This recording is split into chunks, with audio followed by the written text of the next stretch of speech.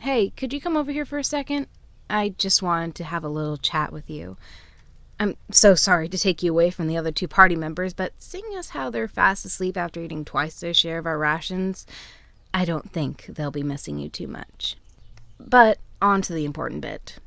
It's important, I promise. I just wanted to talk to you a bit more about our mission before we enter this dungeon. Now, I know you might be scared. That's not an accusation. I'm just throwing out possibilities here. But if you are, that's fine. Dungeons are scary things with traps and monsters and all the other horrible things. But I've actually got some good news. You see, I've been talking to some rats by the entrance of the dungeon. Not like in a crazy person way or anything, more like in a druid kind of way. I'm a druid, it's what we do, but anyway, I just gave them a bit of cheese, stroked their ego a bit, complimented how nice they were at keeping their fur, and they essentially gave me the quick rundown of the dungeon's layout. You know, where all the traps are and all that good stuff. They even told me where all the treasure is. Basically, I've charted out a path that can get us quickly and efficiently to the treasure while bypassing all the dangers. That's right, no risk to us. Of course I didn't just rely on their words. Well, squeaks more like. So I actually turned myself into a spider and did some scouting myself just to confirm and see for myself. And I can guarantee you, everything they said is true. So, like I said, the route is safe and profitable. And while we're on the topic of profit, it gets me thinking, why should we split the loot with the other two members? I mean, the two of us have been best friends since forever, but we just met those two not too long ago. We've really got a connection going on for each other. But them, not so much. And they're really not pulling their weight. I mean, overeating our rations aside, they're a burden by not performing their roles very well. Take the scouting, for instance. I already did that, so what's the point of the rogue? Not to mention, even if there was a point, dwarves don't make very good rogues. Especially not one as clumsy as her. And as for the monk? Come on, you know monks aren't useful. So, let's just be real here. Why split the treasure with dead weight that we barely even know? On the other hand, I'm useful. You're useful. For my morale, and I know you like the back of your hand. I mean, my hand. I promise I don't stare at your hand that much. You know what? I'll even give you a better share of the loot. You can get 60% to my 40. And think about the main reason we're here. You know that super special magical artifact that's rumored to be in this very dungeon? Well, rumored, but the rats mentioned it specifically, so I know it's here. How are we going to split that? How are we going to decide who gets it? That's going to be quite the issue, considering how valuable it is. I mean, a chalice that can lengthen the user's lifespan? Super precious. Settling the problem of ownership is going to be more difficult than actually getting it. Especially for a reason the other two party members don't know, but since you're my good friend, I'll let you in on a little secret. See, I was talking to a tree around here earlier. Like, with the rats, it's a normal druid thing, not a crazy person thing. But anyway, the main point here is that some of these trees are really, really old, and I mean old. Even old enough to have seen the creation of the very artifact here in this dungeon, and know all about it. And the tree was really willing to talk my pointy ears off about it when I told them that they're pretty even without flowers. So, it turns out the artifact is single use. You can only use it once and then it vanishes into nothingness. So, it'll grant a couple of centuries to a person's lifespan, but after that, it's gone. Which is why I think you should have it. I'm an elf, so I already have a long lifespan, but you're the human here. The only one in the party. Your lifespan is so short, and you're my best friend.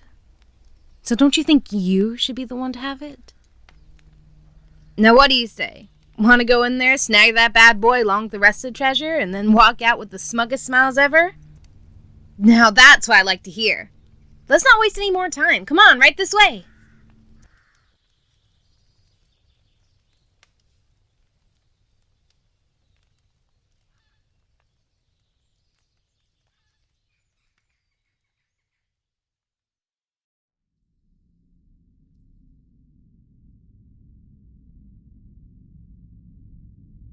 Okay, this is the place.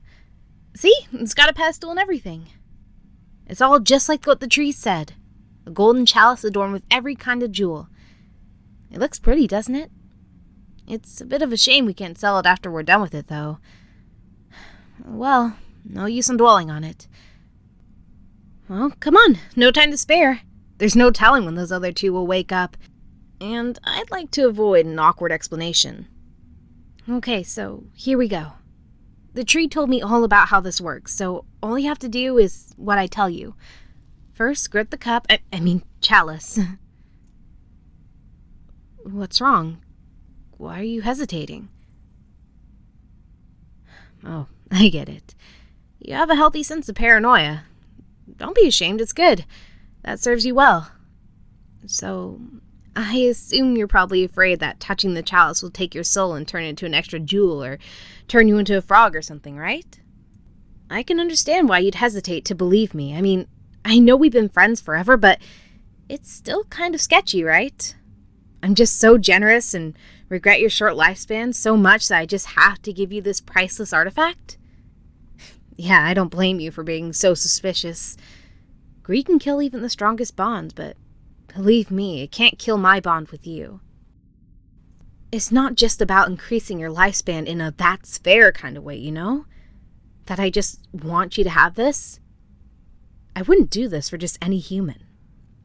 I was just thinking, well, I really do love you.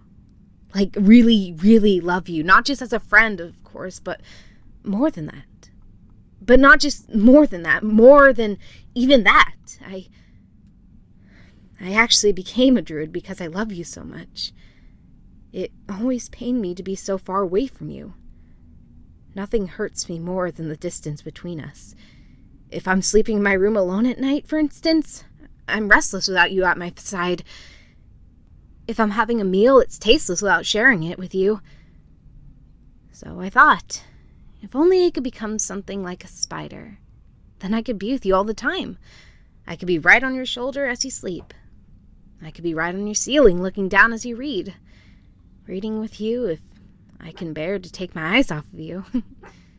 And becoming a druid offered me that power and possibility. So that's what I did. And I really did all those things, sleeping with you, reading with you. Honestly, I can prove it. You can ask me what page you stopped at last night, or ask me what you were dreaming about. You were mumbling a bit about your dream, after all. It was honestly so cute. I can answer all those things.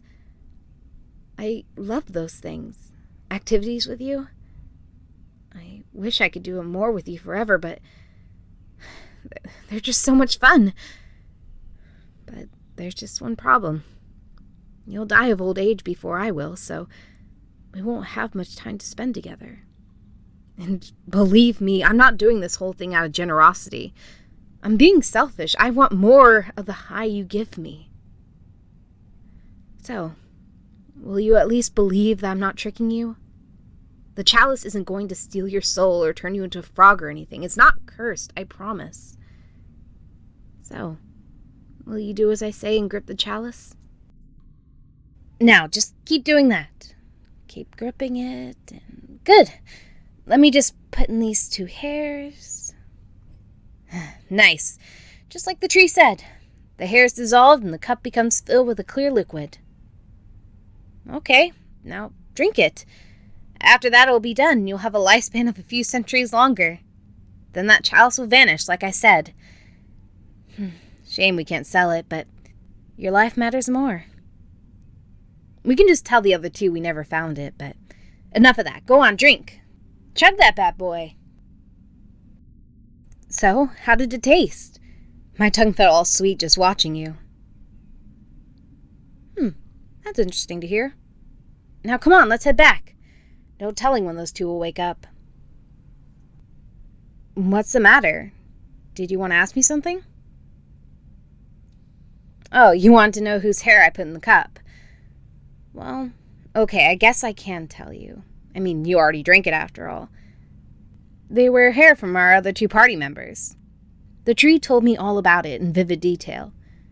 You put 2 hairs into the chalice, 1 each from a different long-lived race, like dwarves. Then the chalice takes off a century or 2 from the victim's life and turns into a liquid that transfers the lost lifespan to whoever drinks it. Which, fortunately for us, was you. It was lucky those two didn't even notice what happened to them. The tree said they didn't visibly age. Look, I know I said the chalice wasn't cursed, but I don't think this really counts as cursed, to be honest. After all, who cares about those other two?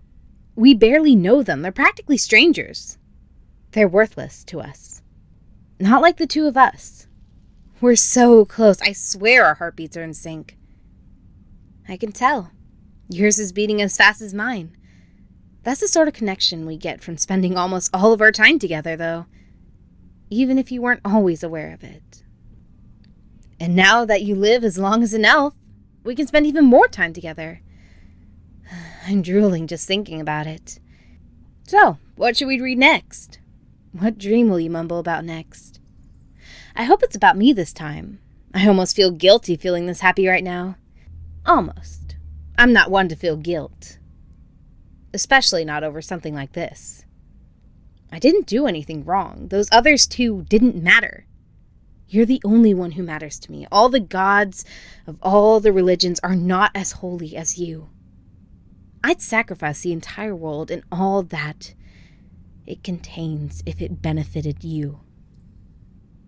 So, if we're just talking about those two, I'll sacrifice them in a heartbeat. Now, come on. Let's head back already. You were mumbling about how you wanted to finish that book, and I know you finished on a cliffhanger.